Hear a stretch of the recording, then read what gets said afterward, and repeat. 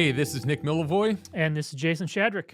and this is the 100 Guitarist podcast, where each week we are talking about one of the 100 guitar players that we want you to know about. Today, we are talking about Carlos Santana. Yes. This one's been on the list since day one, and we have quite a few takes, mostly lukewarm to scalding hot, about Carlos's All of playing them. and career. And Well, there's a lot of Carlos Santana, so there's a lot of takes to have about there Carlos is. Santana. And he has so many different eras of his career. There are definitely Yeah. people I know who are probably huge fans of some parts and absolutely detest other parts of his career. Actually, it's Yeah. funny. Yeah, I just said that. I said there are a lot of Carlos Santanas and a lot of opinions to have about, but actually, Carlos kind of always sounds recognizably himself. It's about what he surrounds himself with. But we'll get into that more momentarily. First, we want to remind you that you can get a hold of us. You can get at us. Send us an email to 100, that's 100 guitarists at premierguitar.com. You can email there. You can text. You can leave us a voicemail at 319-423-9734. We love to hear from you. We also love when you rate, review, and subscribe to our podcast wherever you may be listening. If you're here on YouTube watching us, you can also find us wherever you listen to podcasts. There we go. And today's episode is brought to you by PRS. And PRS has always been making the highest quality guitars they know how to, from their core bolt-on and S2 series made in Maryland to their SE series of amps and acoustics, of guitars, amps, and acoustics. They're making reliable gear that guitarists can trust night after night. And I would say probably the most associated artist with PRS would be one Sir Carlos. And so if you want to check out, we're going to put a link down below, but in the description. But if you want to hear Paul Reed Smith himself tell the story of how Carlos played PRS guitars before there was a PRS guitar, Paul's a great storyteller. Go down description below, check it out. And thanks so much to PRS for sponsoring today's episode.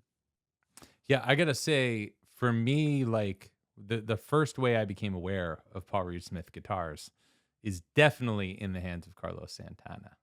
Totally. And I gotta say, the one that Carlos plays still, I think, is the coolest one. I think it's the coolest model. It looks so rad. Mm-hmm.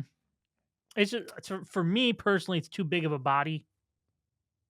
You know, the lower bout is a Yeah. little too big, I guess you could say. But yeah, that's when I think of early days of PRS. Even still, I've seen Carlos. Anytime Mhm. now, it's almost like anytime you like watch a video of him like way back in, like way before PRS existed, it's almost weird to see him like with an SG or something. Yeah, I know, right? You know? It's like a lo-fi thing. Yeah. All right. Thanks again to PRS. All right. So, Nick, where do we even begin? I know I struggled with this, figuring out where to even start talking. There's so much to talk about. I got like option anxiety, thinking about like, we gotta make sure we gotta get this all in. I think a great place. I'm tempted to start with Supernatural no. because I want to get right there, but let's not. Nope. Let's not. I don't think that's what the people want anyway. Let's go all the way back. Yes. Let's go to Woodstock. That's where Carlos seems like to talk. In interviews, as recent of interviews as I could find, he's still talking about Woodstock all these years later. So we might High as well on talk acid.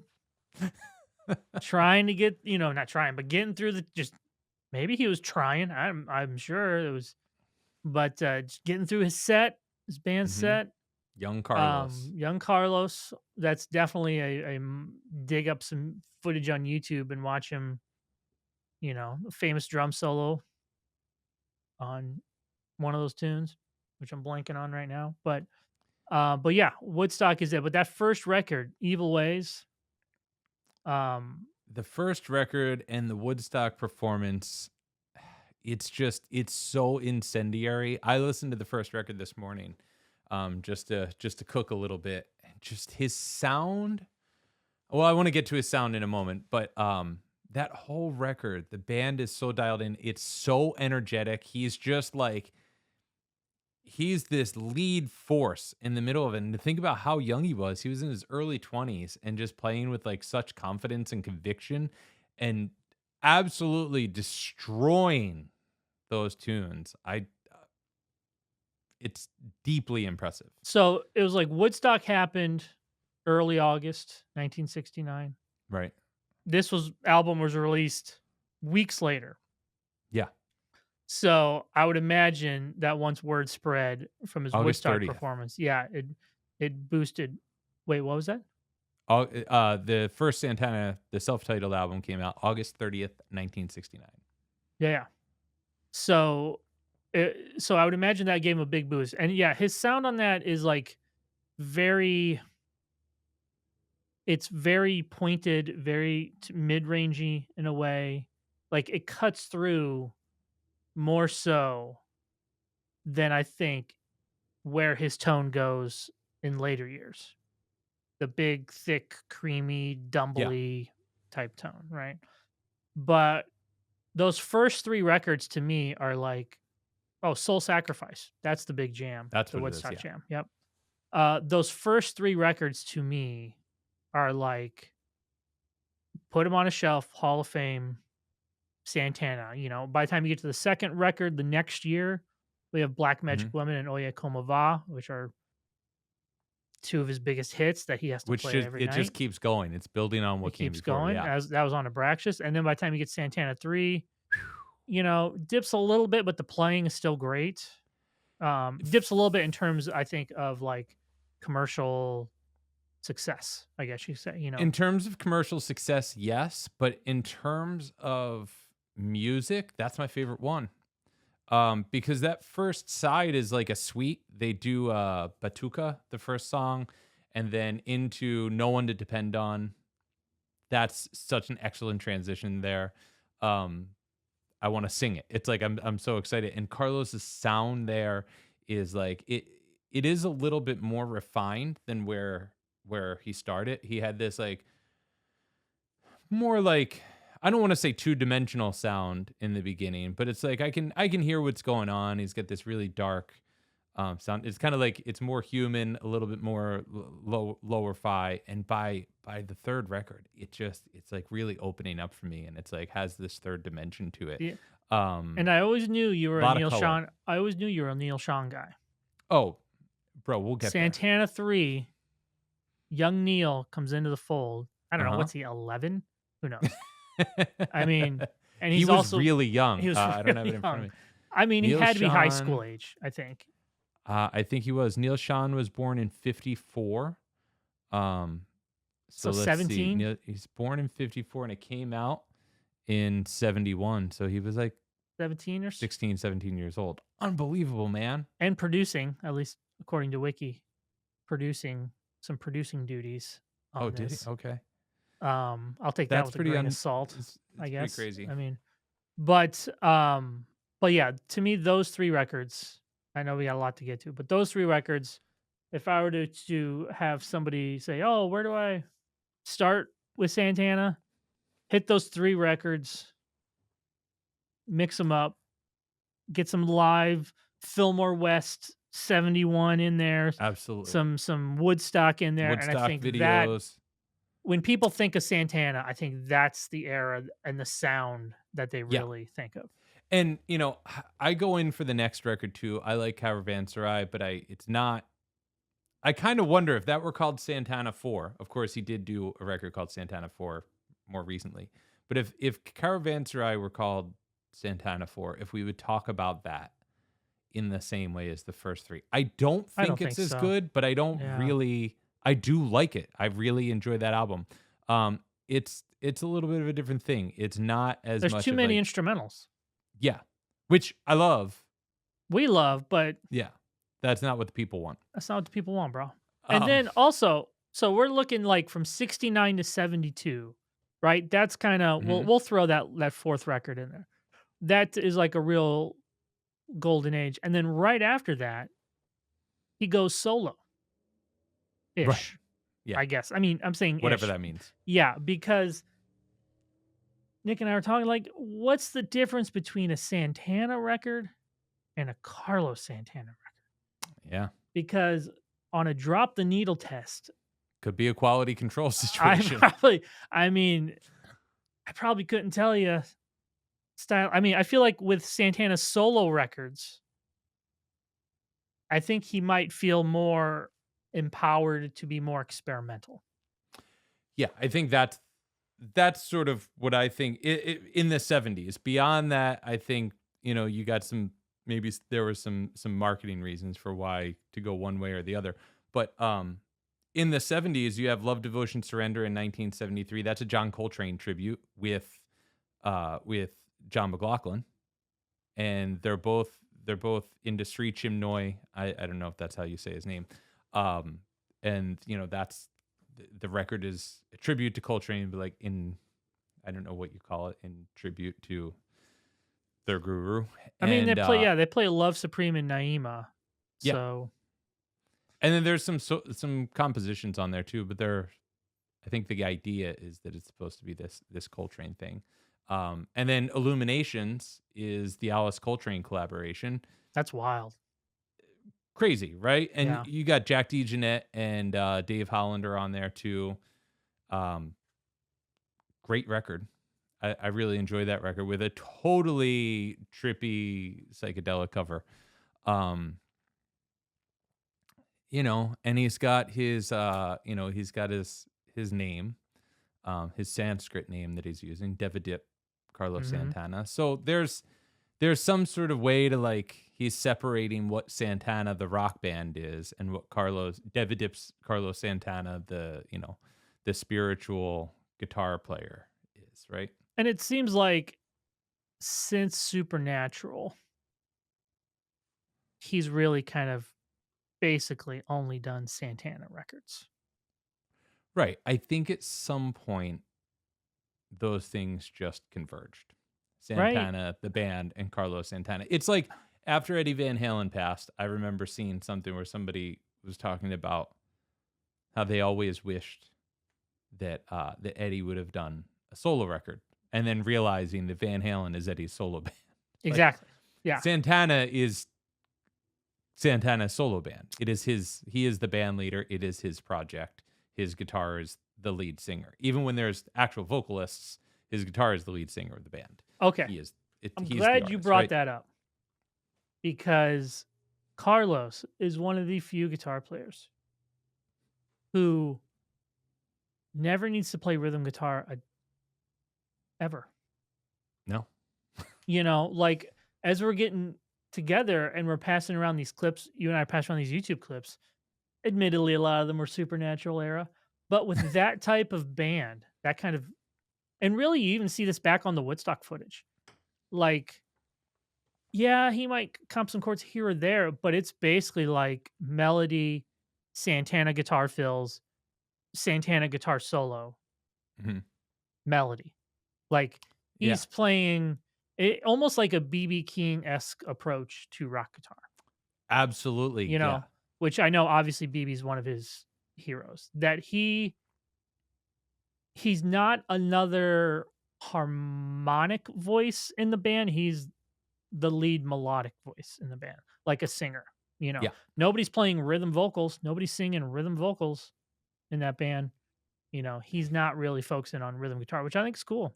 And when you hear him talk about like his deep okay, so there's an interview that he did pretty recently on NBC, and I forget the guy's name who's talking to him, and he asked Al Roker. Carlos.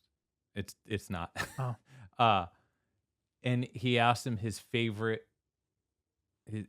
records. And of course it's like, a Love you know what it Supreme. is. It's Love Supreme. Love Yeah. Supreme. Yeah. So it's like who else is dropping a Love Supreme on like network television? I don't think anybody else has ever said John Coltrane's Love Supreme. Yeah. But he puts it out there just like, you know what I'm talking about. Everybody knows what I'm talking about, which I think is the coolest thing. But it's, that's his go-to person. There's a bunch of people he talks about, but his go-to reference is John Coltrane. Yeah. So it's like I think he sees his guitar as this voice, this channeling the same kind of spirituality that John Coltrane's tenor saxophone did. And I think if Coltrane's 1A, I think Miles is 1B. Oh, absolutely. Yeah. Yeah. Though I don't think that it's interesting. Feel as though Carlos probably sounds more akin to Miles Davis than John Coltrane. Yeah. As far as like the vocabulary, but I don't feel as though maybe he Maybe he sees it that way. I No, I would remember say because his phrasing, like when you think of Coltrane, like these long, dense phrases could be very intervallic. yeah. And when you hear Miles throughout his career, his phrasing is his phrases are shorter. They're more dynamic in approach, like staccato. Mhm. You never hear you'll hear Carlos hold a note for a long time, Oh, but yeah. you'll never hear him play more than 4 or 5 notes in a row, like Yeah. together without resting. I mean, that's not part of his phrasing style is playing long eighth notes or whatever, Yeah. or really fast rock guitar licks. You know what I mean? A Like he was and that's probably what I considered mean, like fast in the 60s or whatever, but fast rock guitar has far yes. surpassed his technical ability, which is fine. But yeah, to me, I hear more Miles Davis in his phrasing than John Coltrane. Yeah, I think he took Yeah. the spiritual side of everything from Coltrane. Yeah, exactly. Like, I Yeah, think he feels like he's channeling that vibe, but what we hear is kinda more like this Miles thing. I remember something that has, like, always stuck with me since I was a teenager is, and I wanna talk about Carlos' interviews. He says the best things. Um, unless you're the the interviewer trying to get an answer out of him. oh, I would love it. Uh, I don't need the answer. I just want you to say cool stuff, Carlos. Um, he says, tells crazy stories, goes down these I mean, wild takes you on a wild ride. And I remember reading when I was a teenager, I think this was like around the time of Supernatural. I'm getting into jazz too, and that helps. And he's talking about I wish I knew what outlet he was talking to, but he's talking about how every night he meditates and brings himself to hanging out with Miles Davis. And he's like, it's totally real, man. I'm hanging out with Miles. And I like, believe him. I believe him. I mean, I'm right there with you, buddy. I would love nothing more than to have like be in the backstage, sitting cross-legged on a carpet with some candles, and we're meditating. And all of a sudden, I kind of like open one eye to like look around and be like, see, make sure everybody else's eyes are closed as they're meditating, and they're all making fun of me. Something like that. I was like, yeah, dude, I see him. Miles, East St. Louis. Let's go. I'm in East St. Louis right now. so, so one thing I want to point out about like the way he's the lead singer, right? That I've always thought about is like you get this stylistic evolution where, Woodstock, they're this super dialed in but raw, pure energy psychedelic rock ensemble, Yeah. right? Psychedelic rock bringing in Latin rhythms and Latin percussion and stuff for like peak psychedelic experience. Okay. Then as time goes on, they get past the first 3 albums, he starts, transcendental fusion becomes, the style. And he's hanging out with John McLaughlin and Alice Coltrane and gets into that. Eventually by the 80s, there's and this is I'm ignoring other stuff that happens, but just sort of like the main thread because there's too much to talk about here. Yeah. That we're just going right down the middle, right? And it's like the 80s, he's doing some radio rock, kind of like this Latin rock thing. There's cool stuff in there. It's a little bit spottier than the 70s maybe. And of course, we get to Supernatural. And I want to dig into Supernatural, but in his role as pop star, that's where he's like most complimentary lead singer. And what I find so interesting about that time is how often when he's playing that role, he totally biffs it. And this isn't to say anything bad. I don't mean this sounds like I'm making fun. I'm not making fun. It's like he's coming from this place of like pure unfettered improvisation and he got himself to the world's biggest stage and is succeeding at it. Right? And Mm-hmm. it doesn't matter. It doesn't matter. He is not the tightest guitar player. He's not the slickest guitar player. He's not the most technical guitar player. Nobody cares by that point. It's No. just so cool that Carlos Santana has transformed his career and made this thing for the world. He's giving us, hey, this is what it's like if you take every superstar in the world and put them on my record and I play along with them. And you just make guitar music out of everybody else's music. Nobody cares that he's on the Today Show making mistakes. Don't care. It's all Doesn't in the matter. spirit of the moment. I mean, Yes. and I don't think any artist has benefited more from the sheer mass amount of collaborations as Santana has. No, no. You know? He created this framework. So, all right. Supernatural, man. All right. 90s late 90s were so weird. Okay, let's go here. Have you seen Santana live? I have never seen Santana live. Never and seen. I regret Okay. that. If you've never seen Santana live, I still think he's still playing great. His band is sure. still great.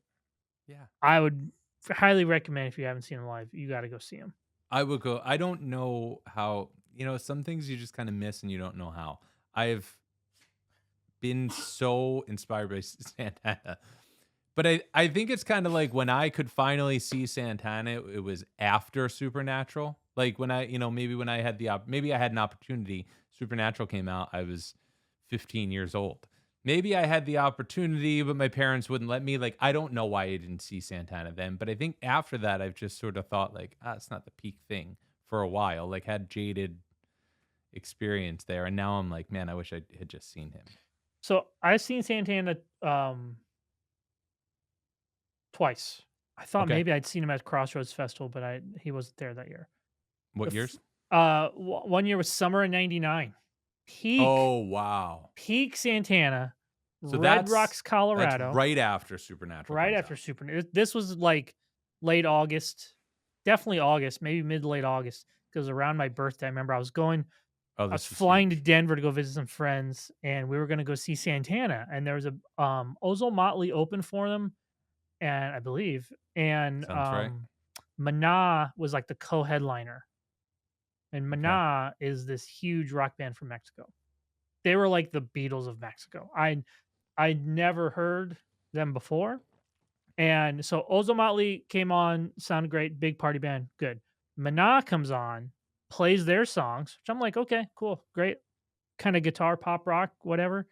After Maná was done, people were leaving show. Whoa. They were like, well, we're good. We got our Maná show, whatever.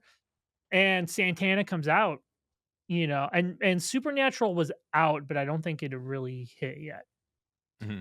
And great show, seeing him at Right, Red because Rocks. it was really about the timing of the singles. Like my memory of, I don't have it in front of me. I'm going to look it up, but my memory of Supernatural was that it was kind of a slow burn thing. I mean, ish, like it came out in June, so this is 2 months after. So Smooth and Put Your Lights On were probably already out. But I think after about a month, like Smooth was released in June. So that was yeah. the lead single from the record. Yeah, that was out already. You're right. But like, I mean, when did it get to I'm just looking Put up Your here. Lights On came out August. So right around you probably saw him. That was like, that had just happened. August 24th. Smooth was the final number one hit of the 1990s and the first number one hit of the 2000s. Oh my God. It was on the Billboard Hot 100 for 12 consecutive weeks. Oh my God. This is before streaming, friends. So I mean, anyways, this was it. It is hard to it's hard to stress how big that song was. This was like I think maybe because this is obviously I started really playing guitar and paint and stuff after Nevermind and the whole early 90s grunge stuff.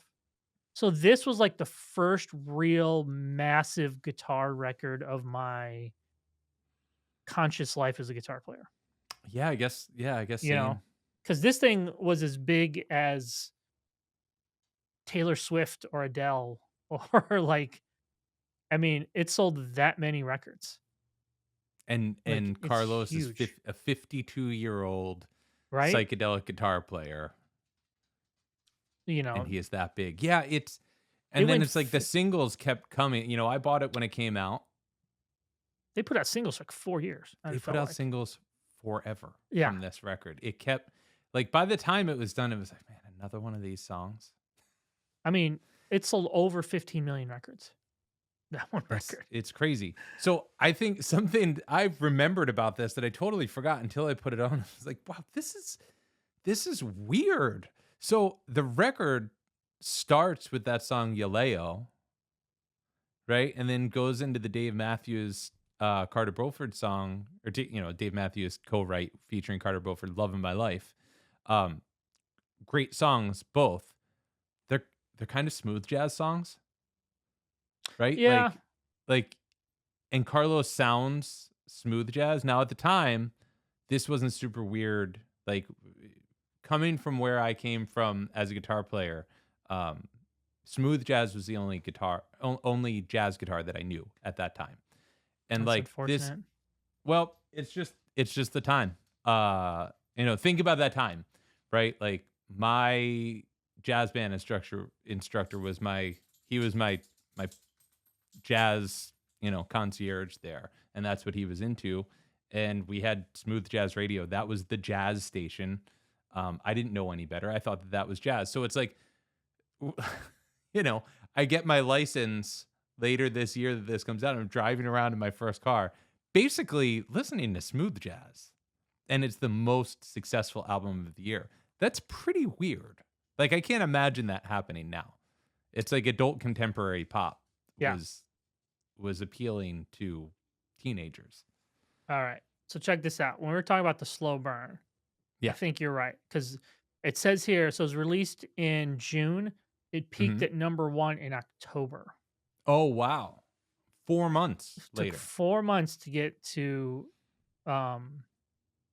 to get to #1. So here's the thing. I saw him, incredible show.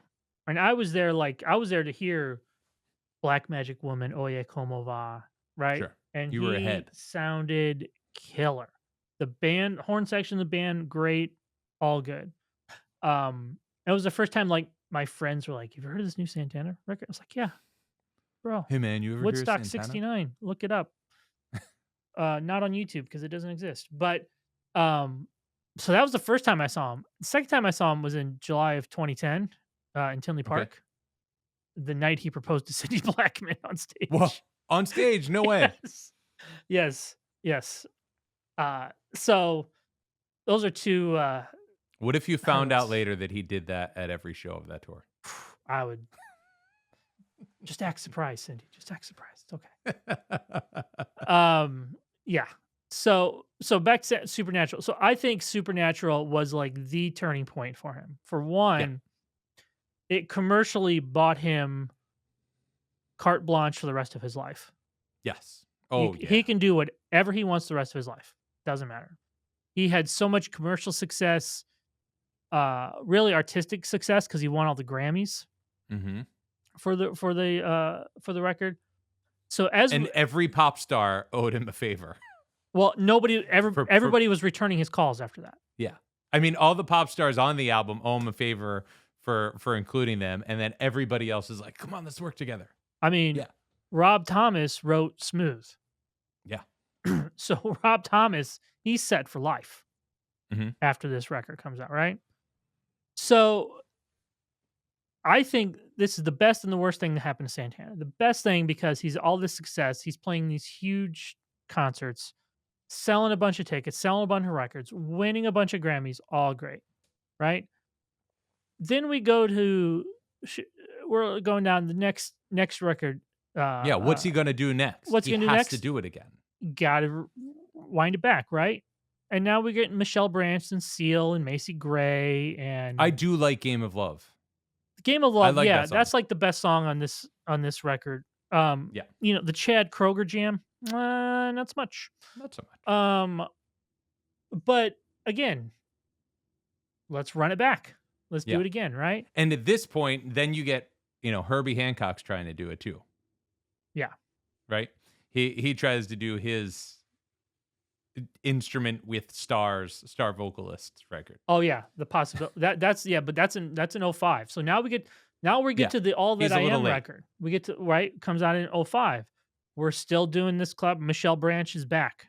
Mary Mhm. J. Blige, Steven Tyler, like we said, Will I Am, Kirk Hammett and Robert Randolph. You heard that track? Uh, I I Josh didn't Stone, revisit it for this, no. Los Lonely Boys, Bo Bice, because he just won American Idol or something. I don't know. But and we start to see the law of diminishing returns, Yeah, right? Which to me, I think peaks this four album run that ends with something you just discovered today. Guitar Heaven, the greatest guitar classics of all time. yeah. Okay. So we went from Supernatural to Shaman to All That I Am to Guitar Heaven. Those four records are basically the same formula. We're Same gonna formula.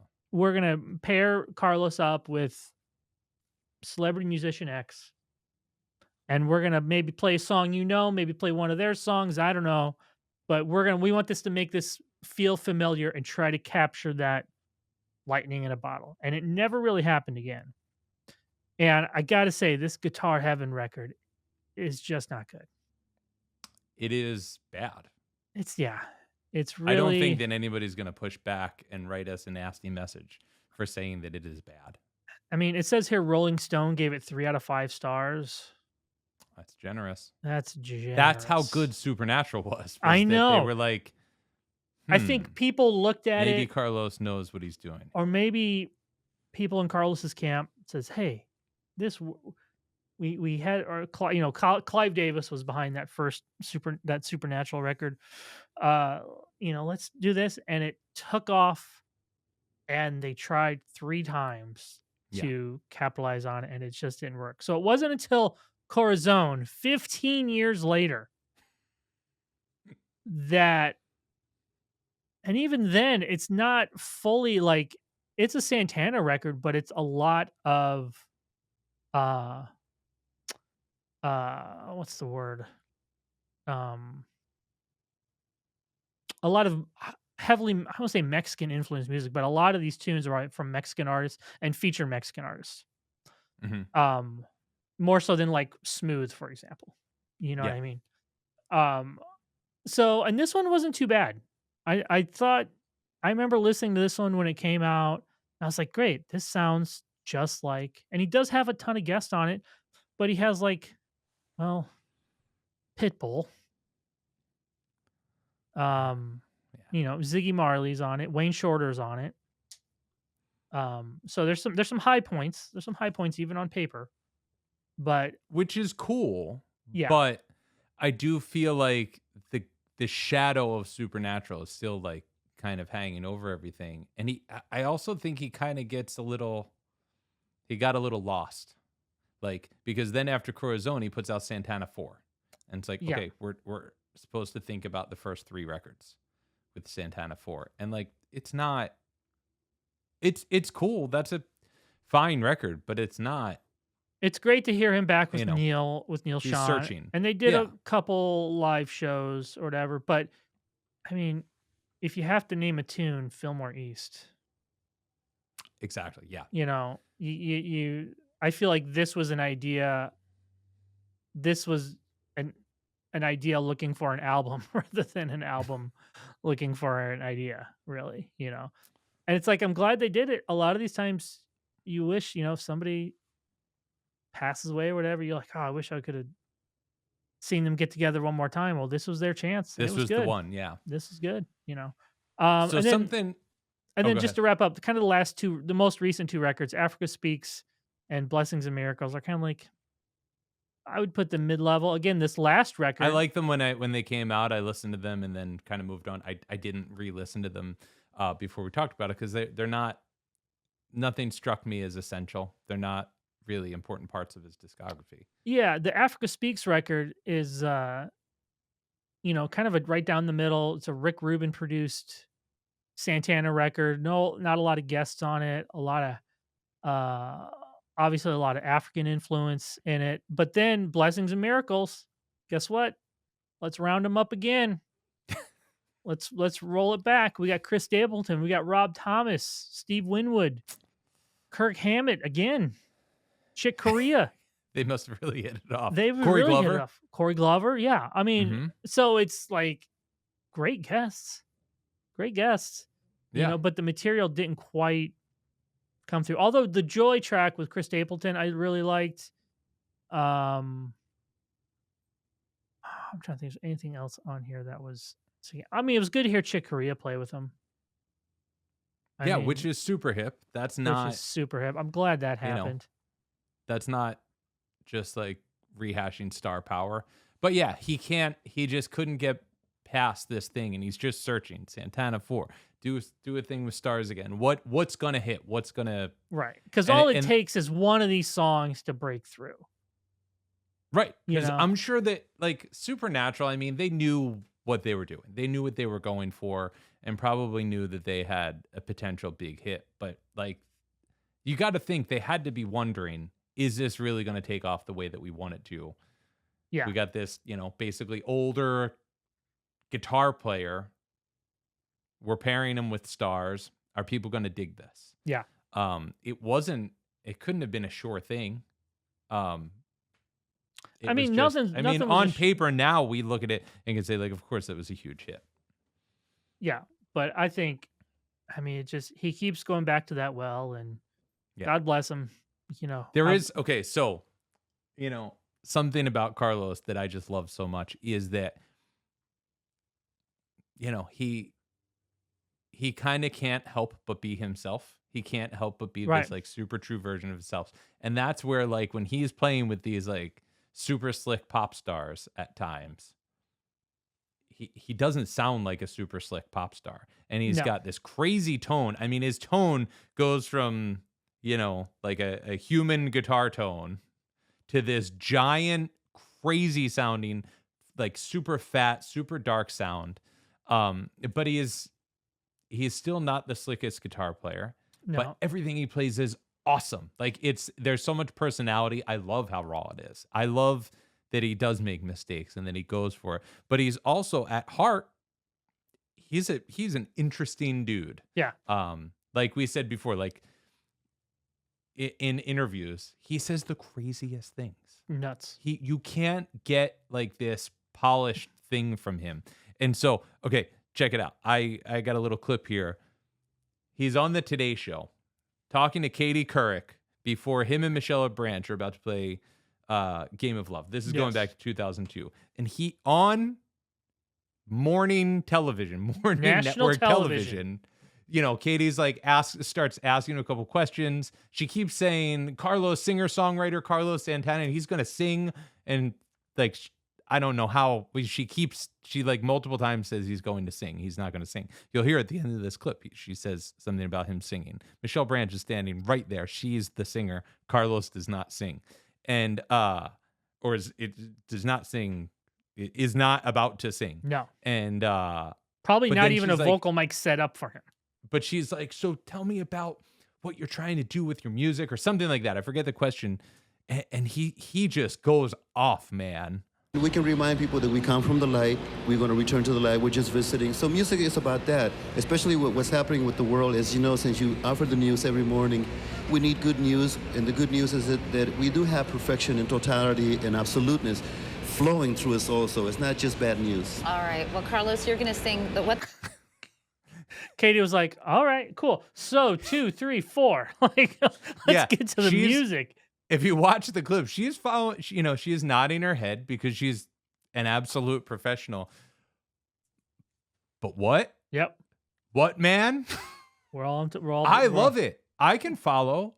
I wish that I could live in that space and just be on this like spiritual vibration where I'm just, I'm thinking about the light. I'm thinking about, the vibrations of music and stuff like that. I don't think that most people are on that tip, No. but I love that he is. And that's like a thing. As much as Carlos, since Supernatural maybe has not done his best work, I love that he's still out there giving interviews and he's still out there like spreading the word about Love Supreme. And he's talking about all this kind of stuff. He's still living he's basically living the hippie dream, right? Totally, man. Living in Vegas. I didn't know he lived in Vegas. Last I heard, when we did the podcast with Corey, he was in Vegas. And he What does was a that res- like? it Having him was- on Walk Notes. I think we just heard. I think if you want to hear more of that, There was no behind the scenes. really. He just jumped on and you recorded. He just jumped on, we recorded, and that was it.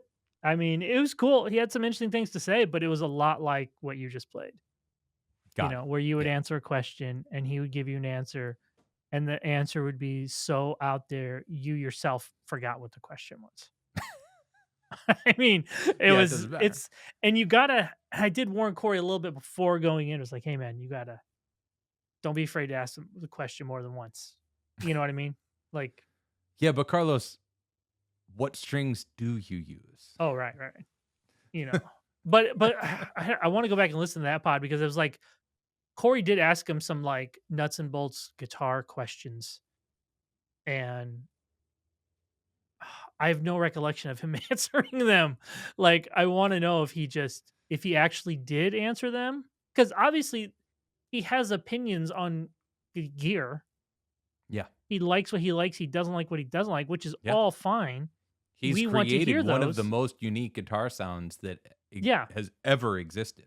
Yeah. So, but yeah, that was, I want him to say like, I usually use 9s, but if we're like deep into a tour, I might bump it up to 10s because it gives me a little more blah, blah, blah. Like, great. It's a boring answer, but I just want to hear you give me boring answers.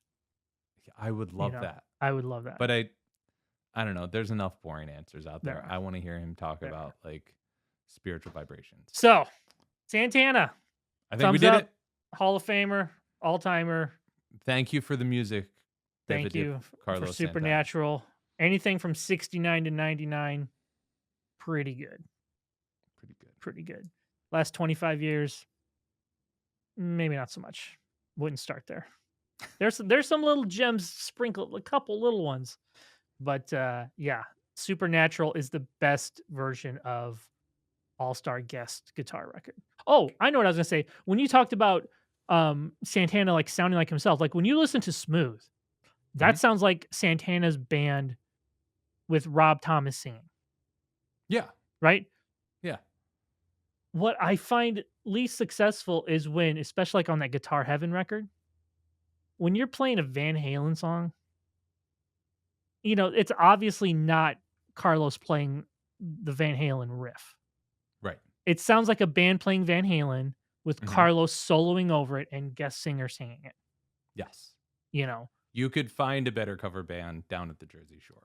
Yeah. That does a more convincing version because it sounds like a track. Because when I first heard that track list or whatever, I saw it, I was like, man, I can't wait to hear Carlos play these Van Halen riffs. Well, we're gonna have to wait a little longer. Yeah. There's no arrangement. There's no. either. It's a straight. They just play the cover. tune and Yeah. he's on top. Yeah.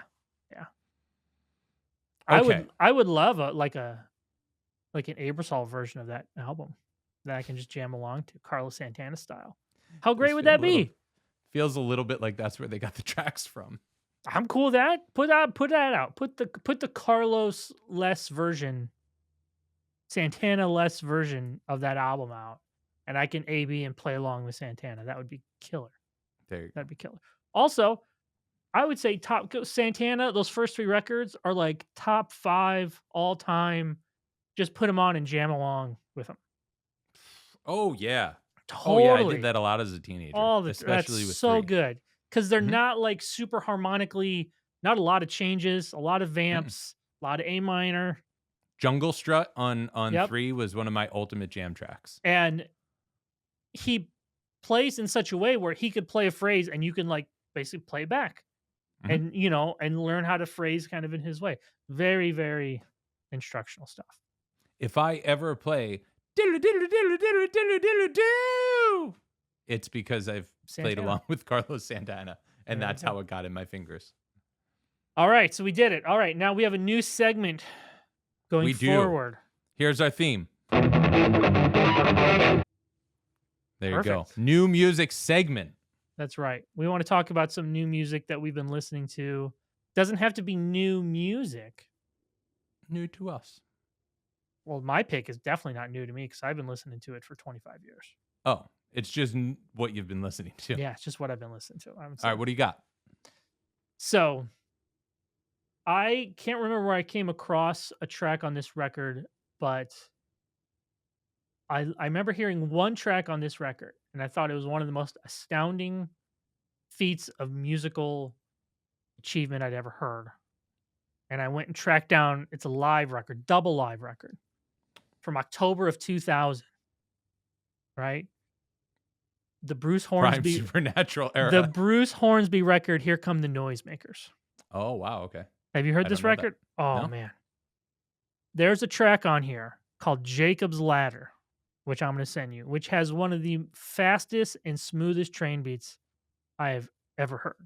And it's a 4.5-minute song. So with Bruce Hornsby, and I think, Nick, I would encourage you to check out this record because this borders Okay. the line between like, Bruce Hornsby pop star with The Way It Is or with Mandolin Rain and full on jam bander.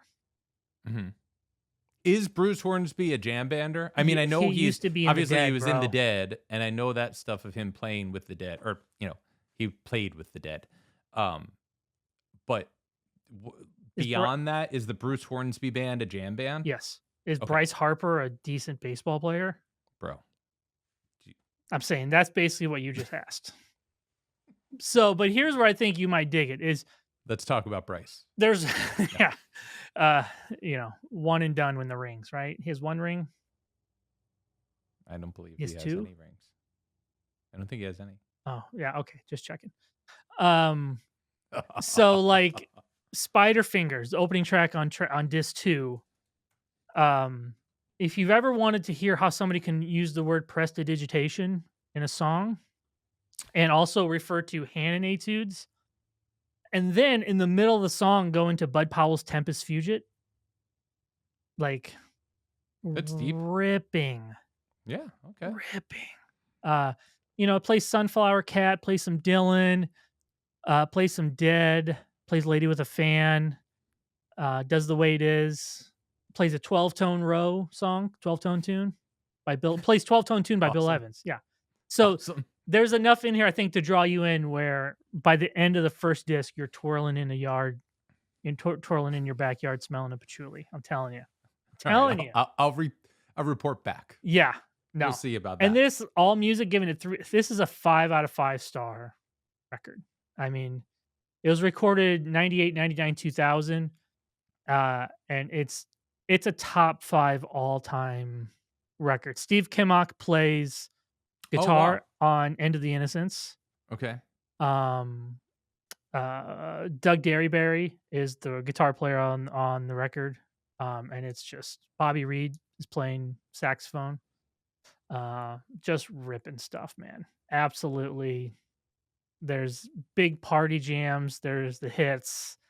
There's the more exploratory jams. He plays Blackberry Blossom, a bluegrass standard in the middle of Jacob's Ladder. I mean, it's so great. So great. All right. So good luck competing with that. Good luck competing with that. Okay. Well, I have a very different thread, but there's something that ties the two together. So I've been keeping an eye on this guy, Stash Wyslouch, for a while. Have you heard of this guy? Only from you. Oh, from me. Okay. Right? Because we got that email. He's the guy that somebody emailed and told us about him, right? Exactly. Somebody told me about this guy, I don't know, a while ago, maybe 8 years ago, some long period ago, to check him out. Cool guitar player, doing some freaky avant-garde stuff. And, I don't remember what I had heard of his recorded output before, but, I listened to some stuff and was like, okay, this is great guitar playing. That's weird, but I don't know if it wasn't, fully cooked or I wasn't fully cooked, whatever I heard, whatever. But I've been following him on Instagram. He posts cool stuff on Instagram. Obviously an incredible guitar player. But after our Billy Strings episode where I aired my complaints about jam bands, a listener named Matthew Field reached out and was like, okay, Nick, I think you would probably dig this guy, Stash Wyslouch. And he sent me a link. So the album is called Plays and Sings Bluegrass Volume 2. Volume 1 came out this year. Volume 2 came out a few years ago, from what I can tell from Stash's. Volume 1 came out this year. Yeah, this is experimental music. All right. There's no rules. Volume 1 came out this year. Volume 2 came out a couple years ago, 2021. Um, so I was a little mixed up. I thought the volume 2, that's what I listened to. I thought it was the most recent record and got confused by these things. But that is the specific link that Matthew Field sent me. So okay, whatever. I got my timeline mixed up. I listened to it and it totally clicked for me this time. So I don't know if I wasn't ready for it or if maybe his other albums aren't as developed as this. He's got a big musical world that he is engaging with. And this is the kind of thing where it's like, we talked a lot about, do I love bluegrass? Do I not love bluegrass? I don't know. It's not really my thing, but I love the great bluegrass players. This guy, though, is using that music in a way that like I can really get with. There's a really, so the aesthetic of it is like he's a absolutely shredding acoustic guitar player. And he definitely is well studied in the bluegrass songbook. He can definitely rip that stuff. I can tell from his technique. But he, as a writer, arranger, producer, he has this Zappa thing going on, where he's writes these complicated parts come out of nowhere, and total like left turn, roller coaster type stuff, a la Zappa. And he also has this Eugene Chadbourne weird twisted Americana thing, free improv, spurts of free improv, I believe, put in there. I had so much fun listening to this record. I'm definitely going to keep an eye on Stash Wyslouch, but that has been my new and exciting listening. So thank you, Matthew, for sending that one in. And for those that might be listening, spell his name. Stash, like the fish song. Of course, love like it. Your favorite fish song. Say no more. Wyslouch, Wyslouch.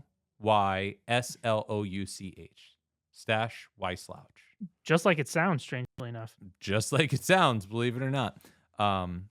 Yeah, check it out. It's totally weird. I think this guy probably has a lot of music in him, and so a lot more to come. Dig it. All right, we did it, Nick. This is a long one. Woo! This is a long one. We covered a lot of ground. But we got through it. So stay tuned, everybody. We have some more exciting episodes coming next week. And thanks again to PRS for sponsoring today's episode. Head on over to prsguitars.com and check out their line of core, bolt-on, S2, SE series. I have an SE PRS DGT SE that I play quite a bit and love it. So go check it out. Go listen to the story of Carlos and Paul meeting way back when. And I think. And don't forget to reach out to us. We're now accepting new music suggestions. So if you hear us talk about something and you think these guys need to hear this, we might talk about it on a future episode. Send us an email at 100, that's 100 guitarists at premierguitar.com. Text or leave us a voicemail at 319-423-9734. There we go. All right. We'll see y'all next week. See you next week.